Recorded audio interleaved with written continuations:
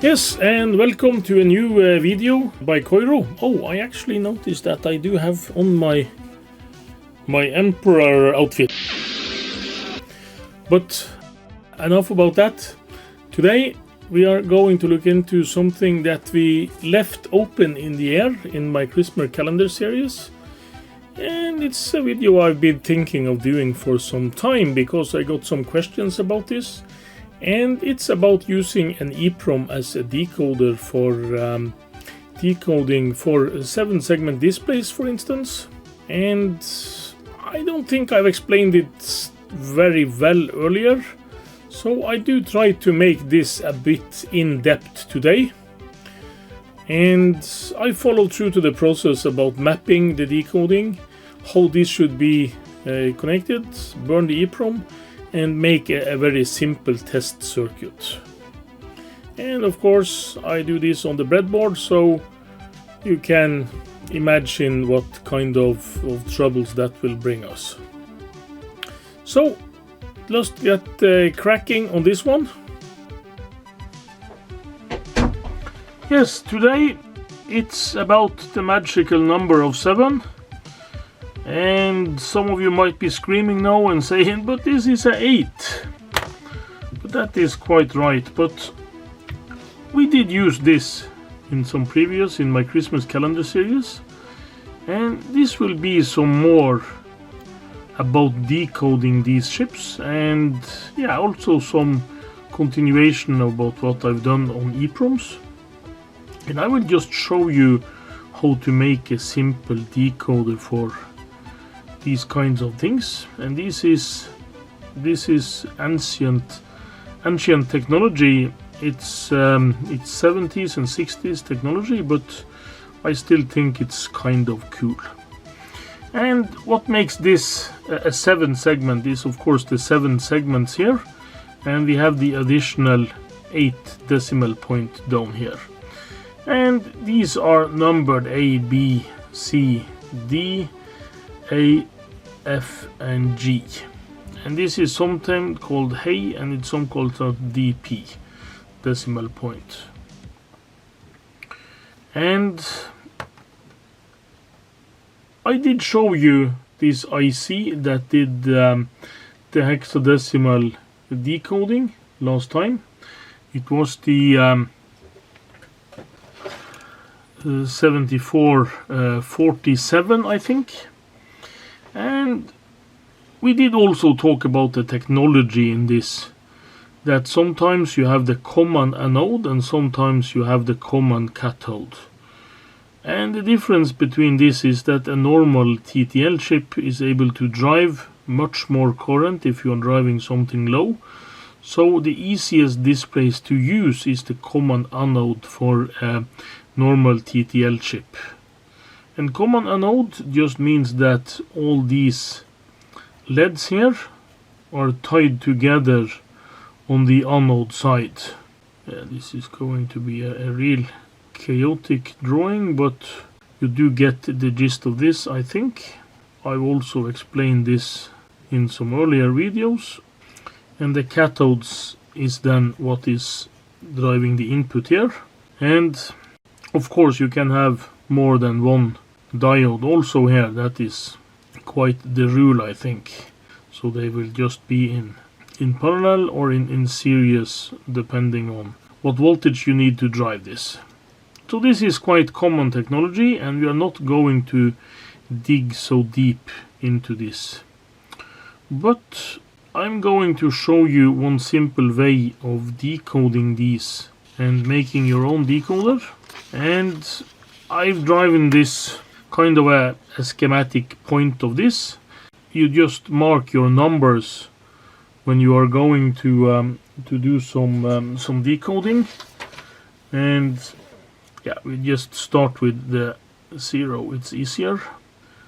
And then this should not be drawn, and it's the 2 like so, and it's the 3 like so, and it's the 4 like so, and the 5 like so, and the 6 can of course be drawn in more than one way, and the 7 and the 8, like so, 9, yeah, and the 0 we had taken. But then it gets more interesting because all the displays are doing the next things differently. And if I'm going to do this as in a hexadecimal way, where I'm going to continue with the letters, it is a mix of small uppercase and lowercase letters, like so for the F. And there are also some other displays, yeah, that is done. We can also have the blank, we can have just a decimal point, we can have line like so, and so on. And I go on and I've actually cheated a bit and made this sheet here. And this sheet here contains some additional data. And I have just put this into a simple Excel spreadsheet and made a simple formula that transfers this the data into a table.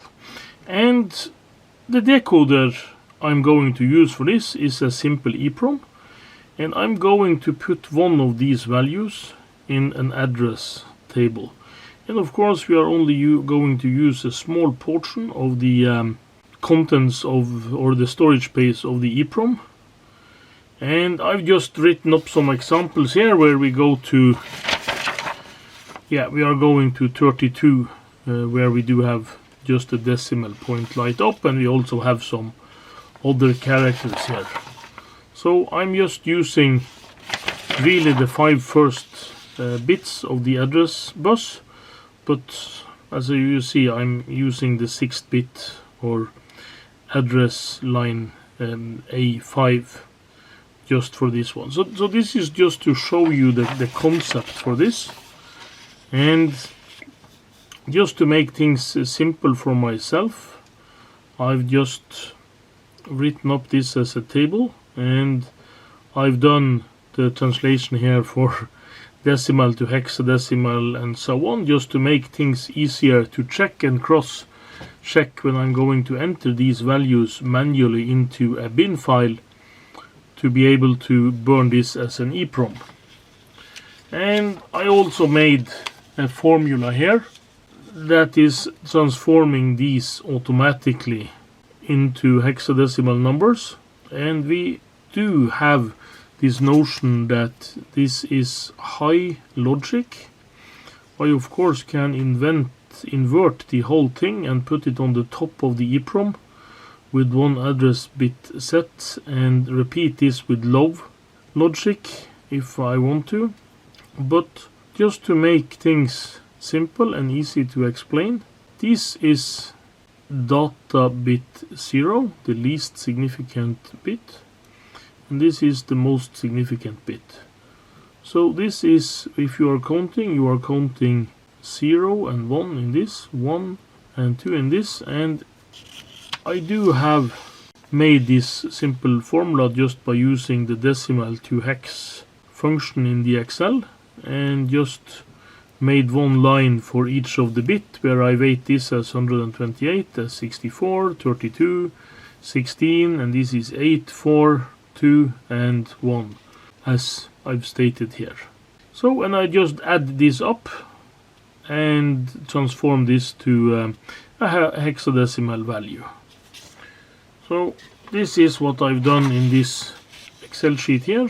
I've written up this. So in address 0 we should have a 3F, in address 1 we should have a 6, in 2 a 57, 3, 4F and so on.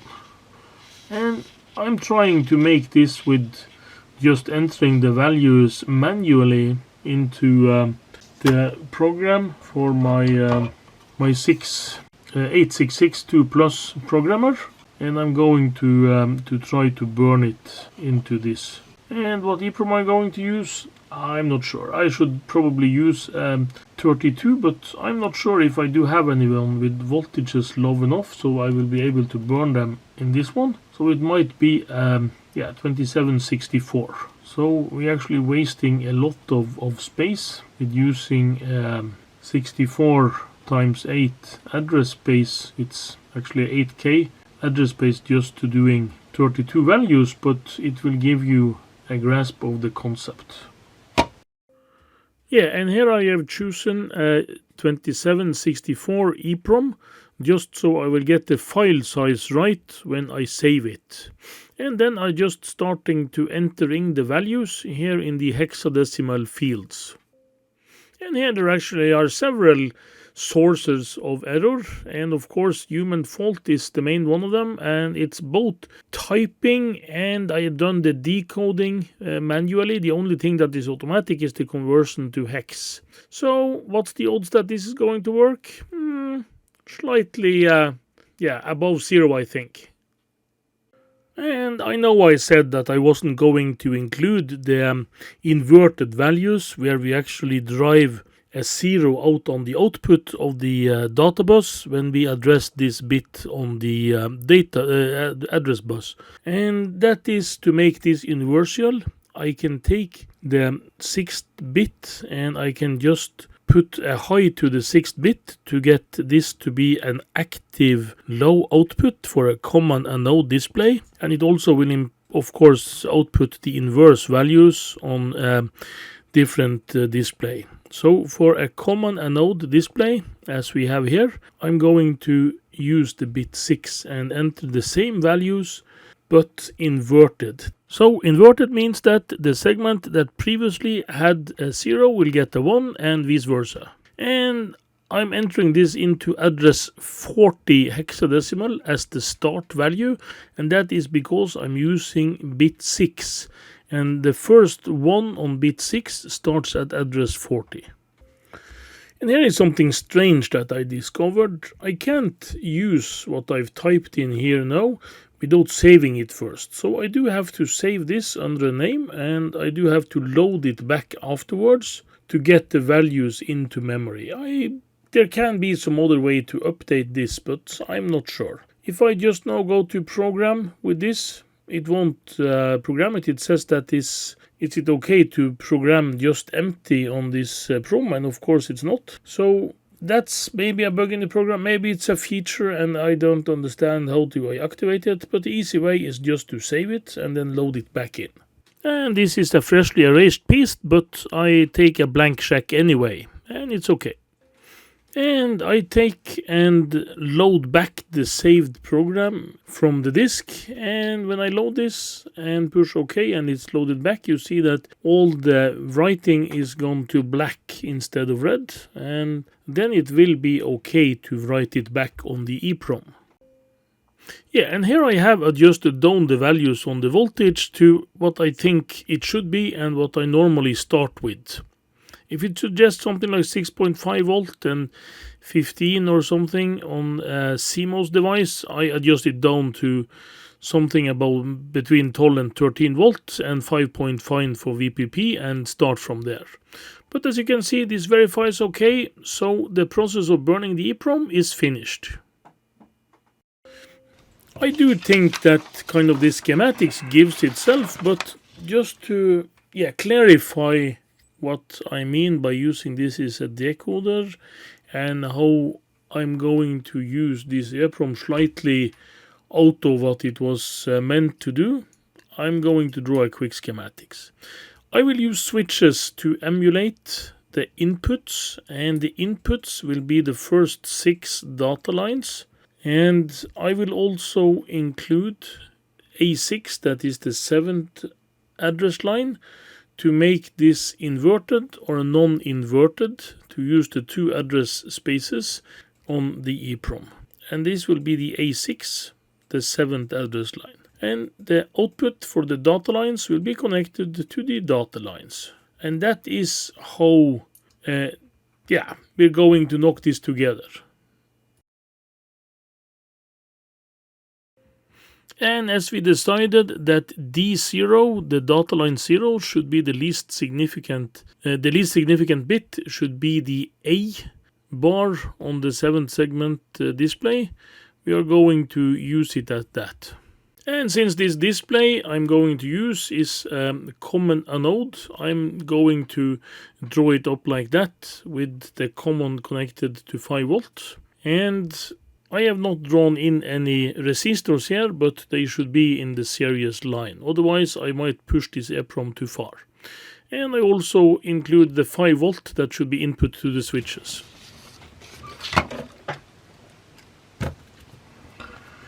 And here we have our old, from last time stuff on this board.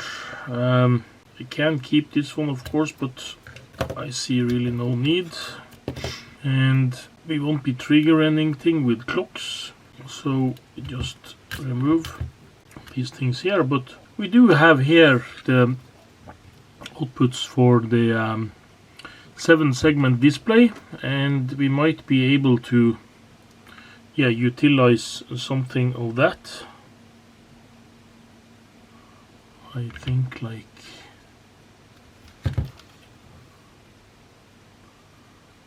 so something. I have to go back and check how this was coupled. I have actually stated here on the back common anode, and common anode is on the middle one, and I have just connected this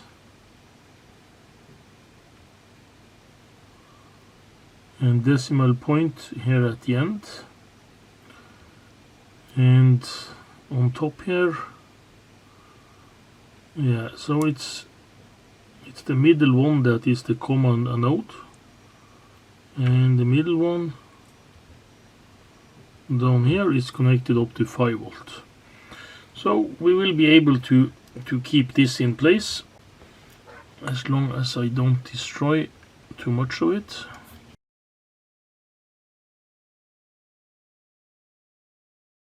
This was just to test the display point, so it's not connected. And this one, I do think it should be like this. So this is the display point, and these are the 7 segments. What is what? I will have to figure out. I will try to set them out as A, B, C.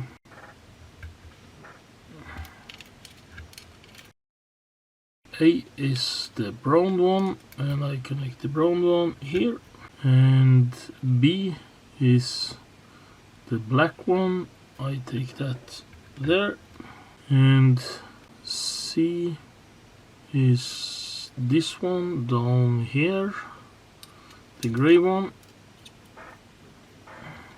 like so, and D, this one here, and E is this one there, and I do have these 2 last ones, and it's F and it's G, and display point down here.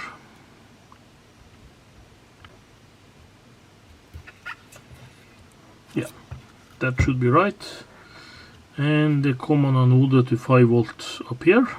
And then I'm going to use an 8-pin dip switch, and I did find this one that has 6 points, so I'm going to use that instead. Hopefully it will fit just nice and make good contact. And I also found this one. This is a bust 10K, so if I place that one up here and put the bus signal low, then these should be taken care of. Then all of these should be taken care of. And I do of course need to place everything on the bottom to plus 5 volt. And this switch will be used to set the address bit A6 to set the upper or lower character set that we have set, and the first character set is address 0 and onwards, and the other one is from address 40 hex and onwards. So that is decided with this switch. I have to keep things straight and do the easy things first here. And the first thing I'm going to do is connect the downside of the switch with 5 volt. And every one of these switches should be 5 volt as default. So I'm connecting this to default 5 volt, and the resistor is keeping this low to 0 or ground if the switch is not connected to 5 volt. And since I only have 6 switches here, I have to use the sliding switch on top here as A6 line to do the invert thingy. So this should also be coupled to ground on one side and 5 volt on the other side. And we do it from there. This is the datasheet for the 2764A, and this is a generic one from Futurelec. The pinout on these are all the same, but there are some differences for what level you should keep the programming input and the VPP on when you use this and not should program it. But I do think it's we can keep these two floating and just put these two low for ship enable and output enable, and 5 volt and VSS. And we of course has to ground the pins from A12 to A6. That was the last one we used on our test here, where we had both the low and the high output. So A6 is needed, but A7 to A12 should be grounded. So I just get going with that.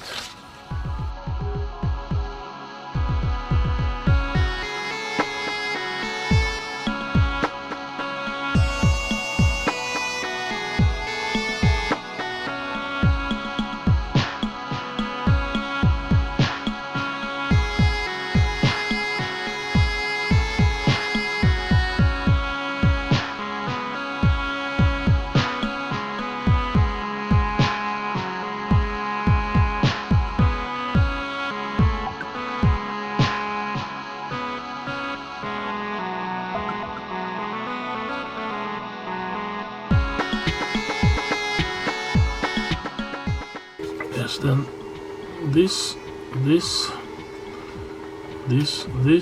this.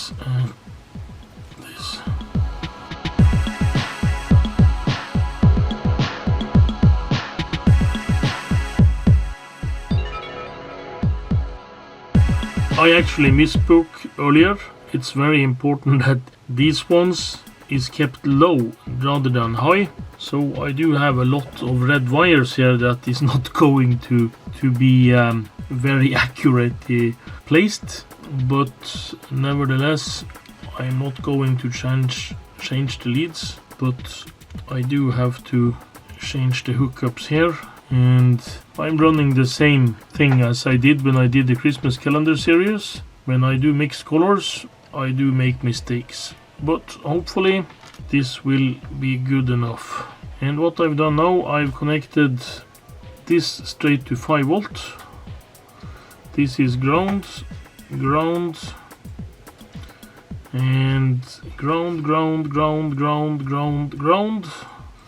That means they're not ground yet, but they will be as soon as I connect this one here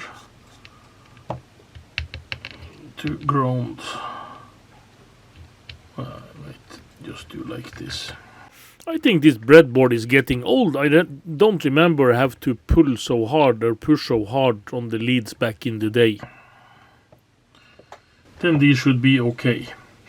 And then I'm going to connect the data lines, and that is Q0 to Q7.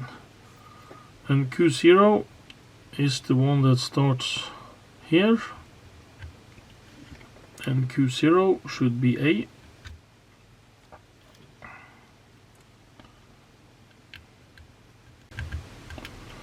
And this should be B.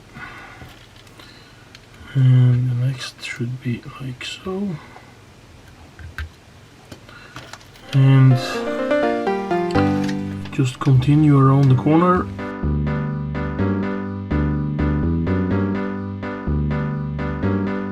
And then I have one last here. That should be the decimal point. And the decimal point is down here. Okay.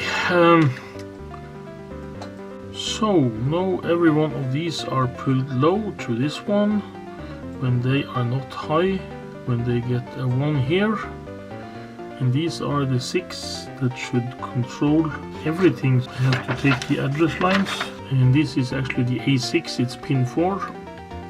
It should be the one that goes to this. And then we have the addresses. I will just take them the other way around, so I will start with the most significant bit over here.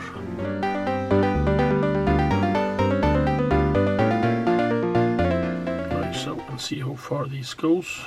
The green one should be A5, and the yellow one should be A4, orange A3, and the red A2, new orange one for A1, and a green one here for A0. That should be everything nice and hooked up. I do gonna put on a local capacitor here for avoiding noise and spikes when the LEDs turns on and off. Yeah, like so. And of course we can check and check and check, but I will first see if I get 5 volt on my test leads here. This has actually, it's on and it has been on since, yeah, before Christmas. Still working, no fuses, just plugging in, and no light. And that might be due to some configuration errors, it might be due to bad contact. But if I try to switch on some of these, you still get nothing. So what am I going to test? I do think that this is making no contact. I will try with maybe a socket instead. I don't know if this will be better, but this is a machined socket and it is one wider than this one. Still don't think it's making good enough contact. I will see what other things I could find. I do have these extremes that is meant for wire wrapping. I'm not sure if they're going to fit into this board. This is actually one that I've cut off, but it still has enough fit for what we are doing here. So yeah, that fitted. And we are 1 off from the end here. So 1 off from the end, like so, I think. Yes. And it's still no light. It could be configuration error, or it could be misplaced wire, of course, I do that all the time, or it could be bad contact.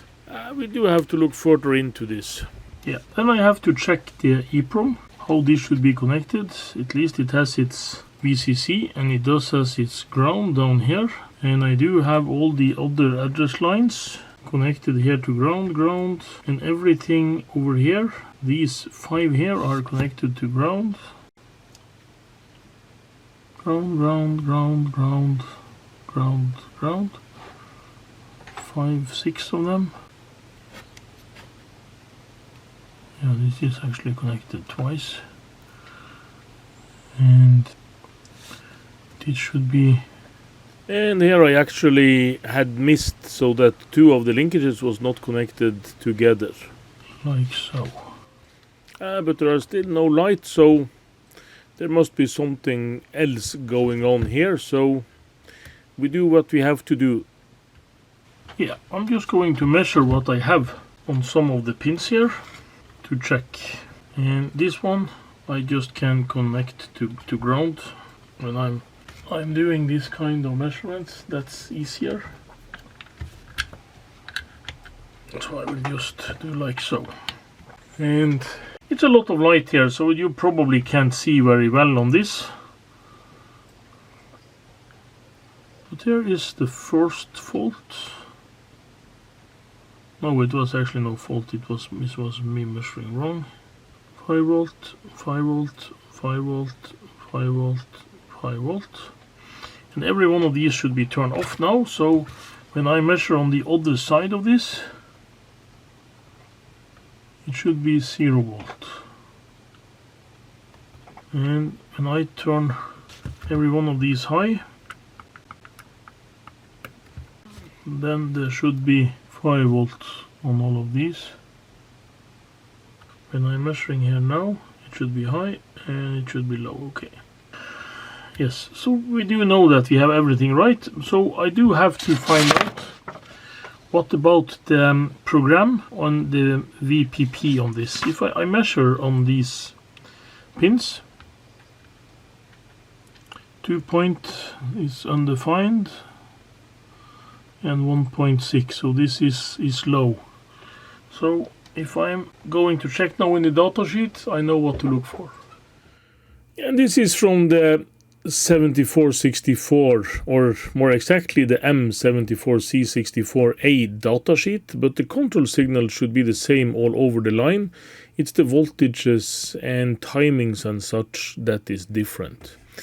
And here we see we want to be able to read this EPROM. So this has to be low, this has to be low, and the V-programming needs to be high.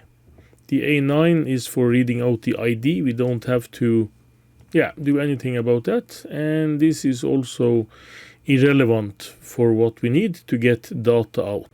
So this one needs to be put high. And that is our first line of business. Put this one high according to the datasheet and see if we get an output. And as you can see, we see no result. There still is no evidence of life in this circuit, so I do have to investigate further. And after an extensive period of measurements and scratching my head, it suddenly hit me. I'm a complete moron, and this is all my fault, and I will show you why. First of all, I don't think there is anything wrong with the circuit. This is exactly the result I should expect to get. As I was testing this and measuring out these switches down here, I pulled every one of these high. And this one up here for the bit 7 up here, and of course this one down here, all of them are set to 1. And that means that I have 7 bits here set to 1 and have the address 7F. And if I go up here and look to my table to 7F, the output is FF.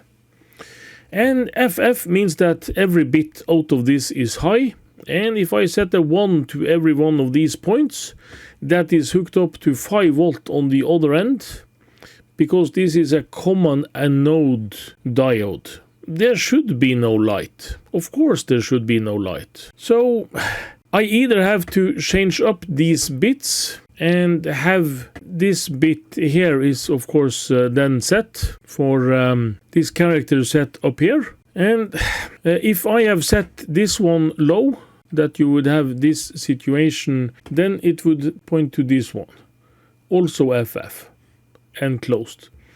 So as long as all of these are high, it's an undefined position. We didn't define this position. The last bit we actually addressed was this one with zeros all the way, like so, and that should be the decimal point lighting up. So in every situation, this should give us a dark output. So if I will fiddle with the switches here, you probably would see a result. In the meantime, I will go banging my head against the wall. And with the flick of a switch, we get something. Okay, so here we actually display something. We display something here, but this is probably not right, but I might have mixed some of the signatures for things. Oh, let's see how much time the past me uses to discover his faults here. Like so, it's inverted. So if I turn this here, you should have 1, 3, 2. Okay, so here there are something wrong. Maybe it's a programming error. Maybe it's another error. We have to see. 4, 5, 7, 6, 0, and 8, 9, A, B,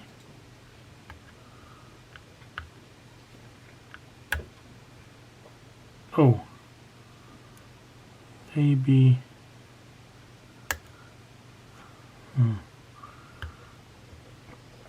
F, and E, and D, and C. So this is also wrong. I've done something wrong when I've put in the input on this. We are going to check that afterwards. 5 here up. And if we follow this diagram here, yeah, this should be a blank, and the next one up should be a minus, and the next one up should be this one, and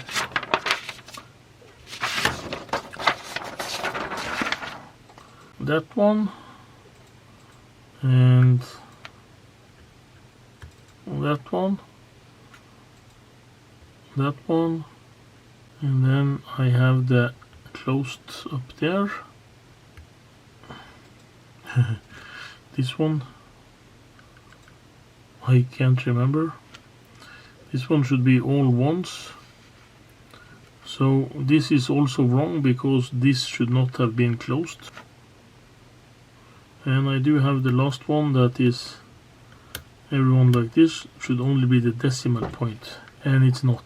So I do have to get back and check what we have programmed on the EPROM, and I also have to check my decoding of this.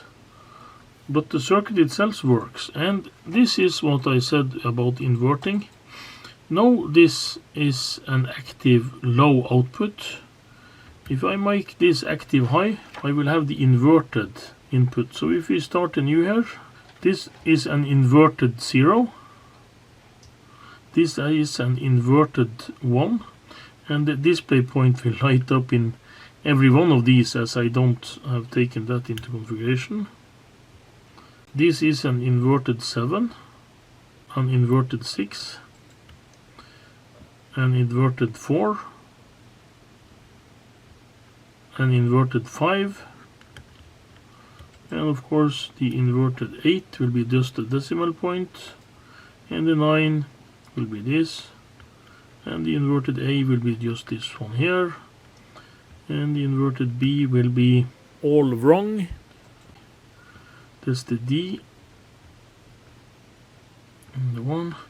I do have some errors here, and that is probably markings in my schematic what is wrong, but I will go over that and check. And this is an inverted F, and you could also make 16-bit decoding with using 2 EPROMs, of course, to have this run as many bits as you like, and you can just of course use the EPROM to other things by multitasking and sharing the bus and stuff. But this was meant to be a short introduction into using the EPROM as a decoder chip, and I do think it works. I do know that we have some mistakes, this 2 for instance, and if we check the 2 from here, we have said that the 2 should have the A lit up, the B lit up, and we also said that the C should lit up. So this should be moved over here to D. So we do know what the error is here. It's my input that is wrong.